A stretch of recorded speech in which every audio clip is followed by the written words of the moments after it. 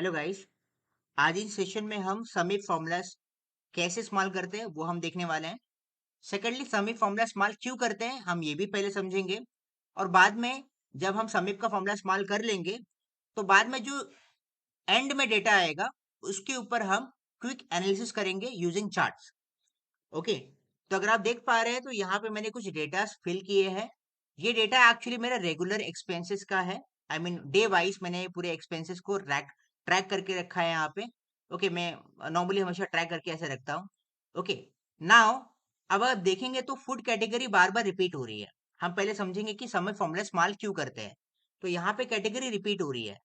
Mostly हम क्या करते हैं कि डेटा क्लीनिंग करते वक्त में जब कोई डेटा रिपीट होता है या फिर डुप्लीकेट होता है तो हम डुप्लीकेट डेटा को डिलीट कर देते हैं। बट ये जानना बहुत जरूरी है कि अगर कोई डेटा डुप्लीकेट है तो उसके अंदर जो सब डोमेन है या फिर जो अमाउंट है वो सेम है या डिफरेंट है। तो अगर आप देखेंगे यहाँ पे फूड फूड कैटेगरी में जो आइटम है वो सैंडविच है, यहाँ पे फूड कैटेगरी में जो आइटम है वो समोसा है। तो इस केस में हम डायरेक्टली नीचे वाले डेटा को डिलीट नहीं कर सकते हैं। ओके, बिकॉज उनका सब आइटम डिफरेंट है एंड उनके पास जो अमाउंट है वो भी डिफरेंट है। ओके, ऐसे केसेस में हम डुप्लीकेट डेटा को इरेज नहीं करेंगे। इंस्टेड हम यहाँ पे फूड कैटेगरी में जितने भी अमाउंट यहाँ पे मुझे दिख रहे हैं उनको हम ऐड करेंगे। तो मैनुअली एंटर करने जाएंगे तो बहुत ज्यादा टाइम लग जाएगा, तो हमें यहाँ पे फॉर्मूला इस्तेमाल करना पड़ सकता है। ओके, तो हम यहाँ पे जो फॉर्मूला इस्तेमाल करेंगे वो होगा सम इफ। ओके, तो यही रीजन है कि हम समी फॉर्मूला इस्तेमाल क्यों करते हैं। जब हमारे पास डेटा जो है डुप्लीकेट होते हैं उनके अंदर जो सब सब अमाउंट है या फिर सब आइटम है या फिर अमाउंट है वो अगर डिफरेंट होता है तो उस केस में हमें समी फॉर्मूले का इस्तेमाल करना पड़ता है। नाउ समी फॉर्मूला इस्तेमाल करने से पहले हमारे पास यूनिक कैटेगरी की लिस्ट होनी चाहिए। अगर आप देखेंगे यहाँ पे तो आपको कैटेगरी दिख रही है, बट मान के चलो कि ये जो कैटेगरी की लिस्ट है ये थाउजेंड्स में है। तो आप थाउजेंड सेल को थोड़ी चेक करोगे कि हाँ कितनी यूनिक कैटेगरी है, फूड है कि नहीं है, यूटिलिटीज है, उसके अलावा कौन सी कैटेगरी, अदर्स कैटेगरी है, उसके अलावा और कोई कैटेगरी है क्या, रेंट है। तो ये ऐसे मैनुअली तो आप चेक करते नहीं जाओगे। तो आप क्या कर सकते हो, आप सिंपली आप फिल्टर यूज करके, फिल्टर यूज करने के बाद में आप ड्रॉप डाउन क्लिक करोगे तो आपको यूनिक कैटेगरी की लिस्ट दिखाई देगी। तो अगर आप देख सकते हो कि यहाँ पे सिर्फ 5 ही कैटेगरी है जो कि यूनिक है, जैसे कि food, others, rent, travelling and utilities. और अगर आपको फिल्टर यूज करना नहीं आता है तो इसके लिए मैंने एक एक्स्ट्रा अलग से सेशन वीडियो रिकॉर्ड करके अपलोड किया है, आप उसको भी रेफर कर सकते हो। ओके, बट हालांकि अभी के लिए मैं ये यूनिक कैटेगरी को मैं यहाँ पे नोट कर लेता हूँ। ओके, फूड,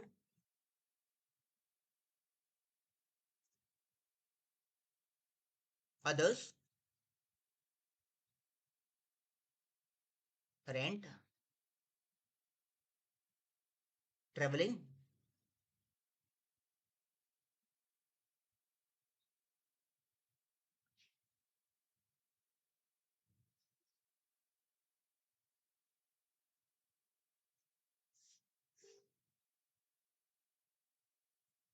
तो यस, मैंने यूनिक कैटेगरी की लिस्ट यहाँ पे मेंशन कर दी है।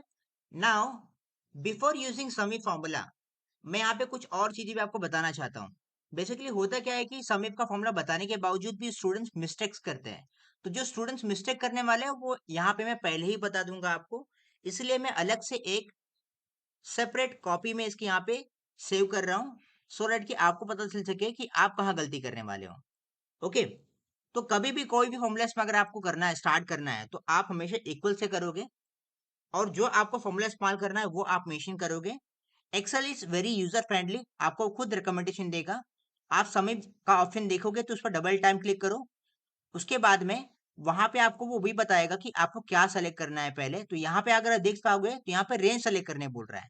रेंज सेलेक्ट करने बोल रहा है यानी कि ये जो पूरी लिस्ट है जहां पे डेटा डुप्लीकेट हुआ है इस रेंज की बात कर रहा है वो, उसको पूरा आप सेलेक्ट कर लो।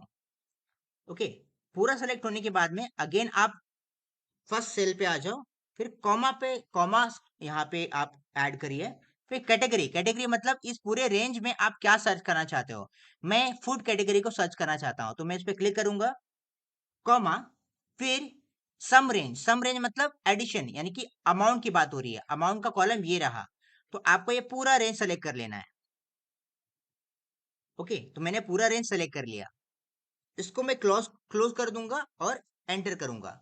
तो आप देख पा रहे हैं कि फूड का जो टोटल अमाउंट है 2837 है, ऐसा यहाँ पे समिफ के फॉर्मूले से पता चला है। उसी तरह से मैं अदर्स के लिए भी फॉर्मूला लगा सकता हूँ, बट हमें पता है कि एक्सेल इज वेरी स्मार्ट, उसको हमने एक फॉर्मेट भी दे दिया, तो उसके अकॉर्डिंग, उस पैटर्न के अकॉर्डिंग वो नीचे का भी आंसर मुझे बता सकता है। तो सिंपली मैं इसको ड्रैग कर दूंगा।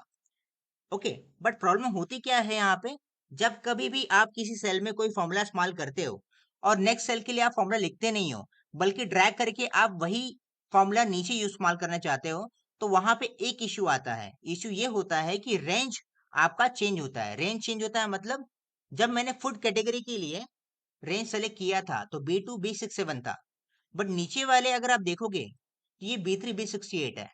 रेंट का देखोगे तो B4 B69 है। ट्रेवलिंग का अगर आप देखोगे B5 B70 है। तो ये जो रेंज है ऑटोमेटिकली नीचे जा रही है। आई मीन जो B2 था वो B5 हो गया, जो B68 से स्टार्ट हुआ था वो B67 से स्टार्ट होता है बिलीव, वो B70 तक पहुंच चुका है। तो धीरे धीरे नीचे एडिशन करते जा रहा है, रेंज बढ़ते जा रहा है। तो ये चीज नहीं होनी चाहिए। हमारा रेंज हमेशा यू कैन से लॉक्ड होना चाहिए। ओके, क्योंकि ऐसे में आंसर रॉन्ग आएगा आपका। अगर आप देखोगे यहाँ पे, तो मुझे एक्चुअली आइडिया है कि इसमें रॉन्ग क्या है। तो बेसिकली यूटिलिटी का जो टोटल आंसर आया है वो रॉन्ग है यहाँ पे। रीजन इज दैट, अगर मैं यहाँ पे फिल्टर इस्तेमाल करूँ, ओके, यूटिलिटी के लिए ओके पे क्लिक करूँ, तो मुझे 4 एंट्री दिख रही है, और इनको चारों को मैं ऐड करूँ तो देखो नीचे आंसर मुझे दिख रहा है 1519, जो कि इससे 300 ज्यादा है, यानी कि 300 यहाँ पे कम काउंट हुआ है। ऐसा क्यों हुआ है, तो मैं आपको बताता हूँ। यहाँ पे यूटिलिटी में रेंज स्टार्ट हुआ है B6 से, बट अगर आप ध्यान देंगे तो B5 पे ही यूटिलिटी का एक एंट्री दिख रहा है। तो ये जो 300 है, इस फॉर्मूला ने मिस कर दिया है। ओके, तो जब कभी भी आप कोई फॉर्मूला एक सेल के लिए इस्तेमाल करोगे, और अगर आप वही फॉर्मूला नीचे वाले सेल्स के लिए भी इस्तेमाल करना चाहते हो, और वहां पर सिर्फ आप ड्रैग कर रहे हो, तो मेक श्योर करो कि आपका जो रेंज है वो लॉक हो। ओके, चेंज ना हो। इसीलिए मैं अब आपको अनदर एग्जाम्पल में, यानी कि अनदर ये चार्ट में, सॉरी, इसलिए मैं आपको अलग सेल में राइट फॉर्मूला करके दिखाता हूं। तो जैसे कि मैंने यहां पे जो फॉर्मूला लगाया था, सेम फॉर्मूला मैं यहां पे भी लगाऊंगा। Equal to sum if double time tap, फिर आपको अंदर वहां पे ऑप्शन दिखेंगे रेंज सेलेक्ट करने के लिए। मैं सेम प्रोसीजर करने वाला हूं, पूरे रेंज सेलेक्ट करूंगा मैं। उसके बाद में कॉमा करना है, कॉमा के बाद में कैटेगरीज, आपको क्या सर्च करना है, फूड सर्च करना है, कॉमा, फिर सम रेंज, यानी कि अमाउंट का वाला रेंज, पूरा अमाउंट आपको सेलेक्ट कर लेना है। ओके, फिर इसको आप क्लोज कर दो ब्रैकेट से, एंटर करो। आंसर तो सेम ही आ रहा है, बट यहाँ पे इसको लॉक करो। रेंज को कैसे लॉक करोगे, यूजिंग डॉलर। तो अगर आप B and 2 के बीच में एक बार क्लिक करोगे और वहां पे F4 पे क्लिक करोगे, तो ऑटोमेटिकली डॉलर के साइन बी के पहले और टू बी के बाद आपको दिखेगी। डॉलर भी मतलब उसने बी कॉलम को लॉक कर लिया है, इसका कॉलम चेंज नहीं होगा। $2 मतलब उसने सेकंड कॉलम को लॉक कर लिया है। तो अब रेंज जो स्टार्ट होगा second row row and second column से ही स्टार्ट होगा, बी कॉलम से एंड सेकंड रो से स्टार्ट होगा। सिमिलरली आप इसको भी लॉक कर दो F4 से। अमाउंट वाले रेंज को भी आप लॉक कर दो F4 से। नाउ अगर आप ध्यान से देखेंगे तो मैंने I2 को लॉक नहीं किया है, उसके पीछे एक रीजन है। सपोज मैं इसको पहले आंसर पता कर लेता हूँ। 2837 अभी भी सेम है। मैं नीचे ड्रैग करूंगा तो अगर आप देखेंगे यहाँ पे, तो ये आंसर पूरा सेम है, और जहां पे गलती हो रही थी 1219 आपको यहाँ दिख रही होगी। ओके, क्योंकि अब यहाँ पे B2 ही है, ये चेंज नहीं हो रहा है। B2 B67, प्रीवियस एग्जांपल में क्या हो रहा था कि ये चेंज हो रहा था, बट यहाँ पे अगर आप देखोगे तो मेरा जो रेंज है वो चेंज नहीं हो रहा है। इसलिए सेल को लॉक करना बहुत जरूरी है, रेंज को लॉक करना बहुत जरूरी है, अगर आप नीचे वाले एंट्री के लिए सेम फॉर्मूला इस्तेमाल करना चाहते हो तो। ओके, तो ये गलत हुआ था, इसको मैं रेड से मार्क कर देता हूँ। वेट मिनट, इसको मैं ऐसे हाईलाइट करता हूँ। तो ये गलत हुआ तो मैंने इसको हाईलाइट कर दिया है। ओके, बिकॉज मैंने सेल को लॉक नहीं किया था। तो जब कभी भी आप समीप का फॉर्मूला इस्तेमाल करो, तो मेक श्योर कि आप यहाँ पे सेल को लॉक कर रहे हो, आई मीन रेंज को लॉक कर रहे हो। Okay, now we will do some analysis here, quick analysis. जैसे कि ये मेरा अभी राइट डेटा है, तो मैं इसको पूरा सेलेक्ट करूंगा। सेलेक्ट करने के बाद आपको नीचे एक आइकन दिखाई देगा जो कि क्विक एनालिसिस का है। इस पे आप क्लिक करोगे। क्लिक करने के बाद आपको कुछ रिकमेंडेशन मिलेगा, उसमें मैं चार्ट में जाऊंगा। चार्ट के अंदर आपको चार टाइप के दिखेंगे, आई मीन तीन चार्ट आपको दिख रहे हैं, उसमें से मोर चार्ट्स भी है, बट यहाँ पे हम सिर्फ पाई चार्ट की ही बात करेंगे। ओके, पाई चार्ट पे आप क्लिक कर सकते हो। पाई चार्ट पे क्लिक करने के बाद में आपका जो डेटा था अब वो पाई चार्ट के फॉर्मेट में कन्वर्ट हो चुका है। ओके, मैं इसको जरा रिसाइज कर लेता हूँ। Yes, yes, correct. नाउ अब ये जो पाई चार्ट है अभी तक प्रॉपरली अरेंज नहीं हुआ है, आई मीन प्रॉपर फॉर्मेटिंग नहीं है इसकी। तो जैसे अगर आप देख पाओगे तो फूड यहाँ पे मेंशन किया है, तो कलर यहाँ पे है, ये कलर का वाला आपको यहाँ दिख रहा है, बट इसका जो टोटल अमाउंट है वो मुझे नहीं दिख रहा है कि फूड कैटेगरी में टोटल अमाउंट कितना है।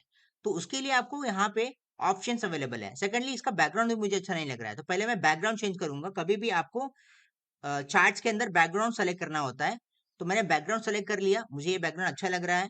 सेकेंडली मुझे ये जो नीचे आई मीन ये जो लेबल्स है इसके लेबल्स होने चाहिए थे कि कितना टोटल अमाउंट है, वो दिख नहीं रहा है। तो मैं यहाँ क्लिक करूंगा तो आप देखोगे यहाँ पे मुझे एंट्री दिख रही है, टोटल अमाउंट दिख रहा है, बट स्टिल मुझे ये प्रॉपर दिख नहीं रहा है। तो मैं क्या करूंगा, इसको आउटसाइड एंड, खराब हो गया।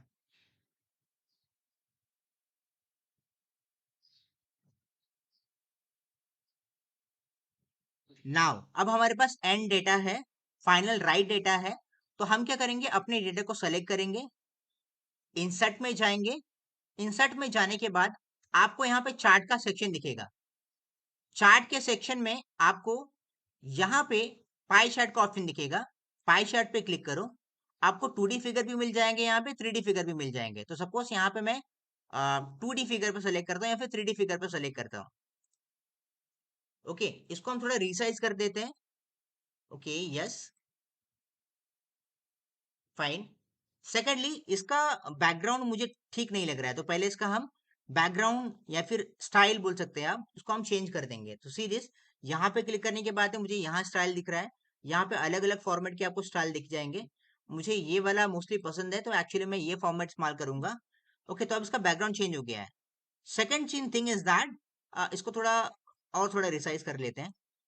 Yes, second thing is that इसका जो लेबल है वो मुझे नहीं दिख रहा है। आई मीन फॉर एग्जाम्पल ये फूड के लिए है, तो फूड का कलर यहाँ है, बट टोटल अमाउंट कितना है यहाँ मेंशन नहीं कर रहा है। तो यहाँ प्लस पे जाइए। ओके, अब प्लस पे क्लिक करने के बाद में आपको यहाँ ऑप्शन दिख रहा है, डेटा लेवल पे जाइए। अब आपको वहाँ वैल्यू दिख रही है, बट जो वैल्यूज है ये फिर से प्रॉपर नहीं है। आई मीन कुछ एंट्रीज बाहर है, कुछ एंट्रीज अंदर है। मैं एक ही फॉर्मेट में चाहता हूँ कि सबके सब डेटा जो है बाहर में रहे। तो मैं क्या करूंगा, डेटा लेवल के सामने मुझे एक ऑप्शन दिख रहा है, वहां क्लिक करूंगा, आउटसाइड एंड। आउटसाइड एंड करने से आपको सारे वैल्यूज बाहर दिखेंगे। ओके, नाउ अब ये जो नीचे जो आपको कैटेगरी दिख रही है इसको हम लीजेंड बोलते हैं। ओके, चार्ट्स में हम नीचे जो कैटेगरी दिखती है उसको हम लीजेंड बोलते हैं। अब इस लीजेंड को मैं नीचे नहीं चाहता, मैं चाहता हूँ कि लीजेंड जो है राइट साइड में रहे। तो यहाँ पे देखो लीजेंड का ऑप्शन अवेलेबल है, उसके सामने आपको ऑप्शन दिख रहा है, वहां क्लिक करना है और मैं राइट क्लिक करूंगा। राइट पे क्लिक करने के बाद में आप देख सकते हैं कि अब जो लीजेंड नीचे था अब वो ऊपर आ चुका है। ओके, नेक्स्ट, अभी आप देख सकते हैं यहाँ पे कि ये बहुत क्लोज है, मैं चाहता हूँ कि थोड़ा ये दूर ये वैल्यूज दिखे, तो मैं सिंपली क्लिक करके इसको कहीं और पोजीशन पे लेके जा सकता हूँ। यस,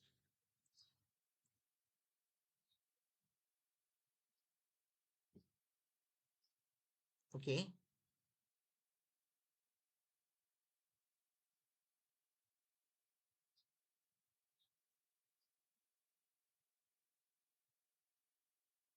सेकेंडली अगर आप देखेंगे तो यहाँ पे जो पोजीशंस है ये बहुत क्लोज है, तो मैं इसको दूर करना चाहता हूँ, तो सिंपली मैं इसको माउस से दूर भी कर सकता हूँ।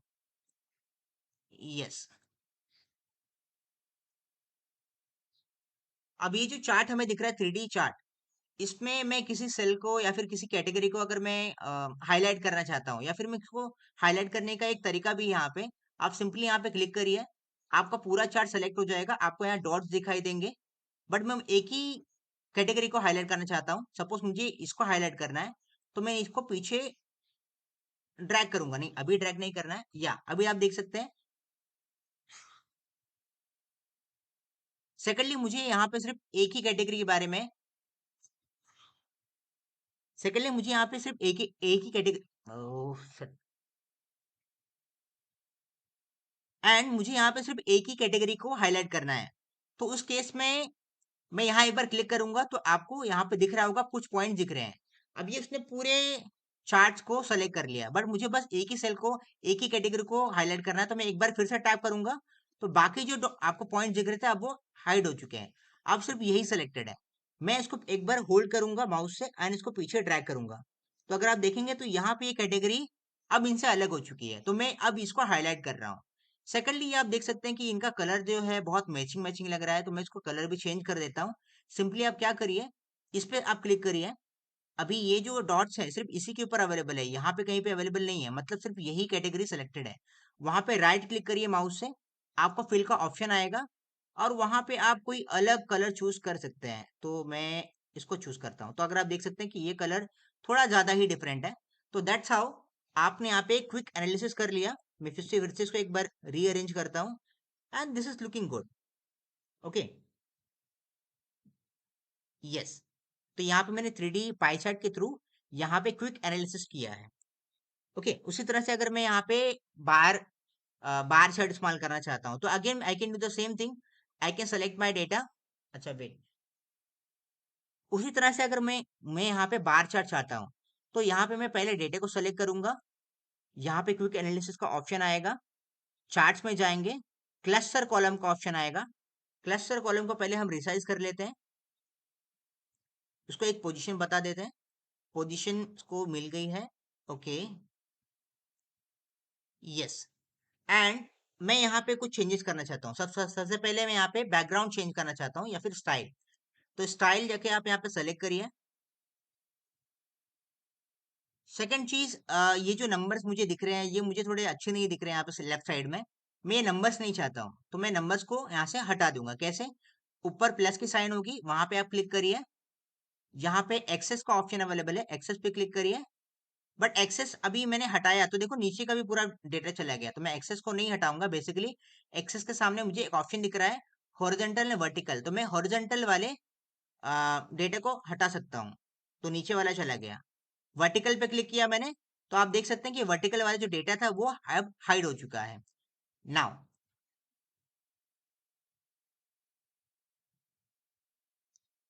सेकेंडली मुझे यहाँ पे जो ये नंबर्स दिख रहे हैं ये मुझे अच्छे नहीं लग रहे हैं यहाँ पे। आई मीन इतने नंबर्स लिखने की जरूरत। सेकेंडली यहाँ पे जो नंबर्स है मैं नहीं चाहता कि ये नंबर्स यहाँ पे हो। तो मैं यहाँ पे एक्सेस में जाकर यहाँ पे एक ऑप्शन अवेलेबल है, इसमें हॉरिजॉन्टल एंड वर्टिकल लिखा हुआ है। हॉरिजॉन्टल मतलब ये नीचे वाला and vertical means this one. मैं ये नंबर्स नहीं चाहता, तो मैं यहाँ पे अनक्लिक करूंगा।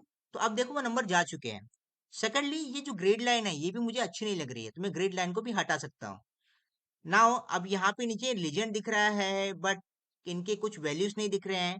तो यहाँ पे देखो डेटा लेबल का ऑप्शन अवेलेबल है, आप वहां क्लिक करिए। तो अब यहाँ पे आपको लीजेंड दिख रहा है, सेकेंडली आपको उसकी वैल्यूज भी दिख रही हैं। तो ये बार ग्राफ है। Okay, thank you.